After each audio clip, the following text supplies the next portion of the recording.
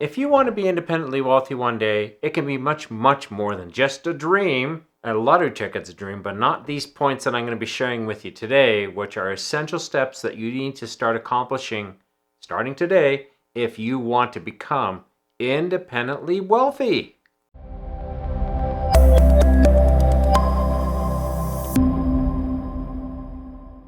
Frank Thomas here from Wealth Generation Strategies, and today I'm going to be giving you a video of what I think is really important stuff to know if you want to become independently wealthy. You don't need some decoder ring, you don't need some black magic or luck or anything else to become independently wealthy. It turns out, believe it or not, it's really simple to become independently wealthy, but you need to know the steps that are involved to get there. And a lot of us will poo-hoo them thinking, oh, that's too simple, that's too easy, or that can't work. Like everybody would be doing it. And yeah, if people realized how powerful what I'm going to be showing you today is, that everybody would be doing it, but they're not. And that's the important point to realize. Well, you're going to start doing it, so you'll learn how to save money starting today. But let me give you some background on myself. I'm a regular person just like you. And I'm just in my 60s. I'm actually going to be 62 this year.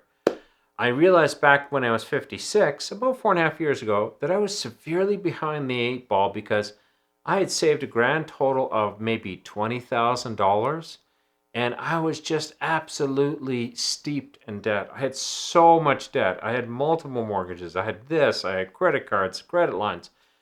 If you were looking at my financial health, you would say I was dead on the table, man. I really was. And I realized that I couldn't retire ever if I didn't start making some serious changes. And I'll be honest with you, I waited too long. But I'm glad to tell you, with a little bit of fortitude, the strategies I'm going to be showing you today, I have turned them completely around. Some of the strategies I'm going to be showing you today, I learned before I turned 56, but I didn't really start putting them into practice until I hit about 56. This has given me the ability to transfer my savings for retirement. Now being 62, I saved over $170,000 and only have a mortgage on my home, which is steadily being paid off. All other debt is gone. Oh, also with this strategy I'm working on right now, there's a pretty good chance that I can pull a lot of capital out of my home that I'm currently in and bring my savings up to a total of $500,000. Remember, this has all been done in under 5 years. So completely broke to $500,000 in 5 years, that's pretty good. So let's start by looking at my steps that have brought me to where I'm at the moment. One is learn, learn, learn. You need to learn as much as you can in two very specific areas. First, you need to learn anything you can to increase your earning potential. This is so important. Starting to build wealth will require you to save a portion of all that you earn. And the more that you can earn, the more that you can save and how much faster you can save it. Did you get it? Okay, so you need to find ways, take courses, get certifications, and increase your earning potential. If you can even increase your earning potential by $1 an hour, it can make a sizable difference at the end of the year. So increase your earning potential. The next thing you need to learn is you need to learn several ways to invest your money as you are earning it. Now, I did this in two very specific ways as well. First, I learned as much as I could from real estate. Now, I'm going to be honest with you, I'm no real estate guru, but I've mainly applied strategies I've learned to make my home worth as much as possible, especially the one I'm in right now. There's a reason I bought it, and there's a reason I'm selling it. This way, I can cash out at a much higher rate than I actually purchased for. The strategies that I've learned are permitting me right now to sell my home, which I've only had for 4.5 years, at a gain of over 70% of what I paid for it, which is pretty sizable. The second way I've been learning is in the financial markets. I did look at several specialties in the financial markets, but I found that I really gravitated towards stocks, more specifically dividend-based stocks. I've since then expanded into other financial dividend-based products such as exchange-traded funds, or better known as ETFs. The end goal for me is to gain as high a rate of return in dividends that is possible. You can check out some of my other videos on why I specifically chose dividend-based products. There is a really good reason for that as well. But the whole idea here is to learn. Learn. This is to help you earn more, to decide what's right for you when you start investing, and getting the best and biggest bang for your money and efforts. Number 2, track your spending. You need to know your current spending habits before you do anything. Think of going on a diet to lose a few pounds. You're going to first need to step on the scale to know where your weight is at right now, so you can make a plan on how you're going to lose the weight, how long it's going to take, and how much you're going to weigh when you feel you've hit your ideal weight. Your planning your financial future is exactly the same. You start by writing down where you are, consistently spending money on a monthly basis. And I recommend take a look back at the last 3 months. It's going to give you a really good indicator of where your money's going. And don't be shocked if you discover that you got holes in your money bucket. I like, the money where all the money comes in every month, that's your money bucket. You're going to have holes in it that need to be plugged. Now, these are holes of money that's being spent that doesn't need to be spent. It's better for you to save that money than just to give it to somebody else. And that's exactly what you're doing. So don't be shocked. Let me give you an example.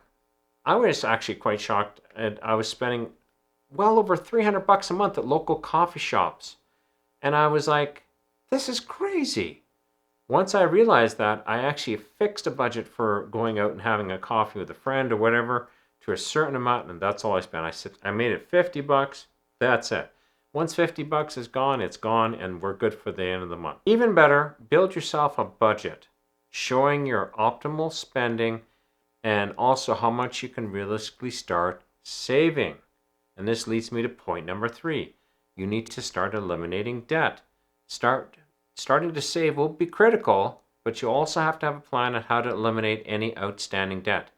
Do yourself a favor, and when you've paid a debt off, cancel that account that was on that debt. That way, there's no temptation. And this includes credit cards.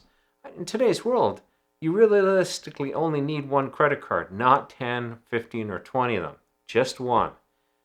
If you have a credit card, track how much it is used. Do not allow your credit card to augment your monthly spending. You got to watch your credit card even closer than your budget, like your money in your bank account, because the money that you're spending on your credit card could be costing you 20 to 30%. And this is how you get into tremendous amounts of terrible debt. Start eliminating this debt, starting with the lowest balance but highest interest loans that you have. If you have anything over 20%, you need it gone yesterday.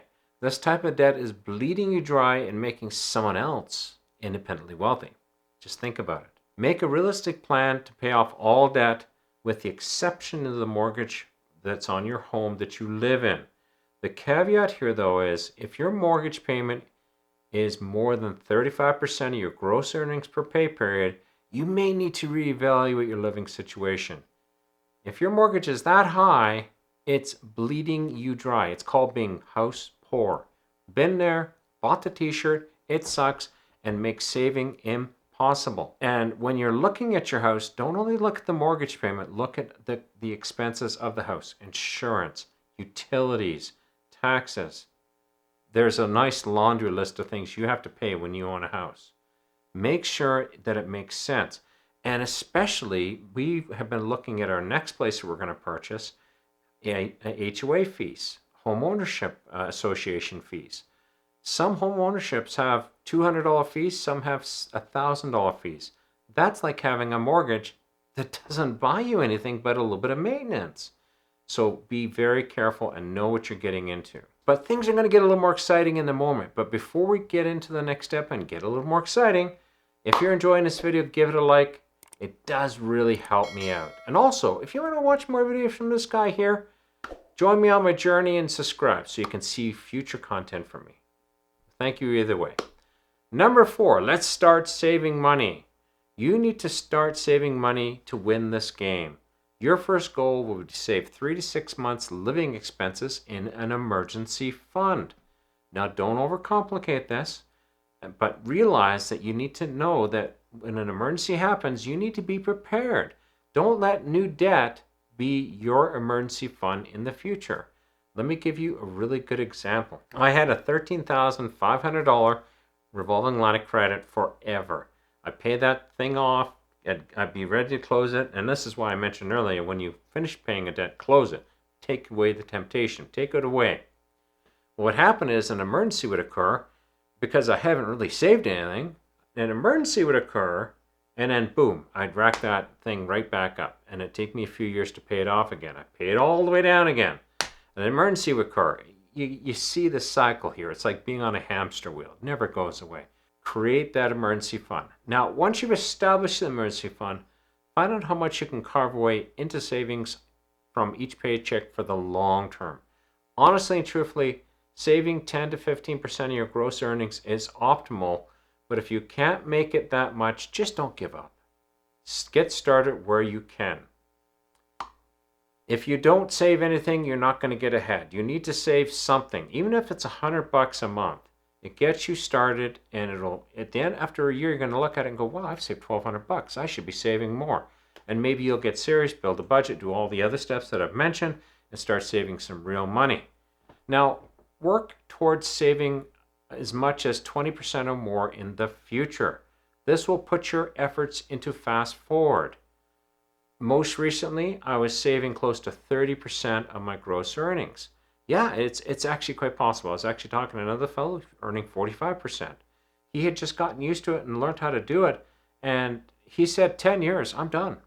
I don't even have to be a crazy investor. In 10 years, I'm done because I've saved 10 years, and with the time that's on it and with compound interest, I've got enough money in there that it will perpetually take care of me. And I hear him.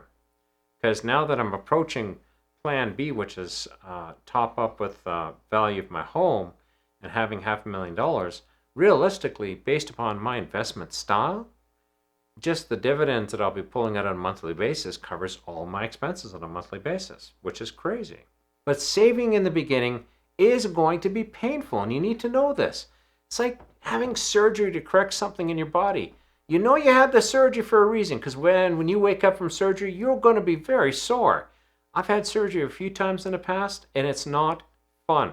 Realize that, but you remember that you did the surgery for a very good reason. Now, look forward to that reason when you're in your first days of recovery. When you start to save, you're committing financial surgery. And remember, one day you'll be financially independent, and remember that. It will keep you on the path. It's like I said in the beginning, it's hard. You know, when you get a dividend check at the end of the month for $10, it's not very exciting. But when you start getting dividend checks for thousands and thousands of dollars every month, that makes your blood pump a little faster, makes you a little more excited, or you're dead, one or the other. Point number 5, start planning your financial escape. Yeah, you need to start planning at the very beginning. If you're driving down the road to a destination and you have no idea where you're going, you're going to get there, but you have no idea where you're going. So you know what? I don't know. Why would you do it? Starting to save will never be enough of a good reason to keep you accountable for the long haul. You need to be able to know where you're going, and especially in the first initial years of saving, because it's not going to be very exciting. Saving the first $100,000 is tough, and truly, they're not kidding. But once you hit $100,000, and believe it or not, you can do it in under 2 years. You start to see sizable gains on a monthly basis on your saving efforts. For example, if you're getting a 10% returns on your savings, you'll see a gain of over $800 per month. Now that's getting a little more exciting. With my investing style and balance, I should be able to gain over $7,000 a month, month after month after month. Now in the beginning, it's my intent to let it grow. And I believe within 5 years, I'll be a full millionaire plus a little bit more. So we'll see what happens. But like I said in the beginning, a gain of $100 per month is very typical, and it wasn't very motivating. This is why you need goals and a destination. How much do you want to save initially?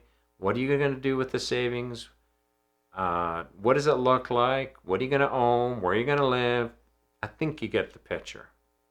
As you can see, there's no rocket science necessary here, but it does take consistent and diligent effort to make it work.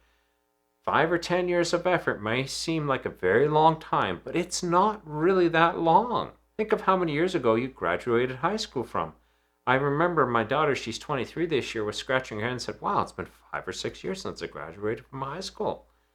Yeah, that's 5 years. I'm really thanking my 5-year younger self right now for kicking me into gear and get going, because man, I would have been a train wreck right now. And I'm kicking my 20-year younger self for not getting started then, because I could be very well done at this point in time. Either way, if you want to learn more ideas to help you start saving money, be sure to check out a recent video I did called Extreme Wealth Hacks. It does cover some other strategies that can definitely help you to speed up your efforts. Otherwise, thank you very much for joining me.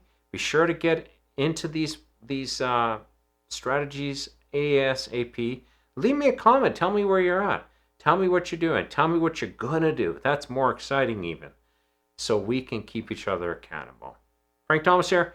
Thank you so much for joining me, and we'll see you in the next video. Ciao for now.